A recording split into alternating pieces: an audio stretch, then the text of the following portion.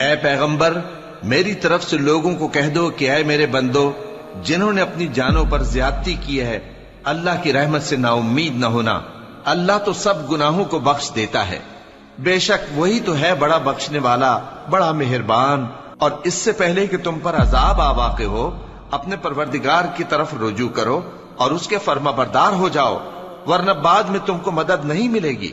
اور اس سے پہلے کہ تم پر ناگہاں عذاب آ جائے اور تم کو خبر بھی نہ ہو اس نہایت اچھی کتاب کی جو تمہارے پروردگار کی طرف سے تمہاری جانب نازل ہوئی ہے پیروی کرو۔ ایسا نہ ہو کہ اس وقت کوئی شخص کہنے لگے کہ ہائے اس کوتاہی پر افسوس ہے جو میں نے اللہ کا حق ماننے میں کی اور میں تو ہنسی ہی کرتا رہا، یا یہ کہنے لگے کہ اگر اللہ مجھ کو ہدایت دیتا تو میں بھی پرہیزگاروں میں ہوتا،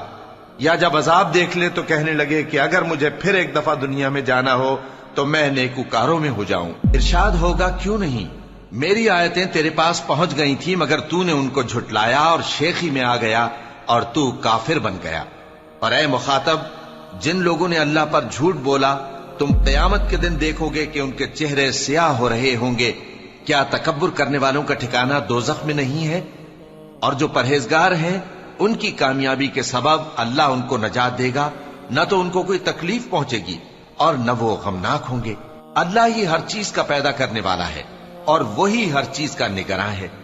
اسی کے پاس آسمانوں اور زمین کی کنجیاں ہیں، اور جنہوں نے اللہ کی آیتوں سے کفر کیا وہی نقصان اٹھا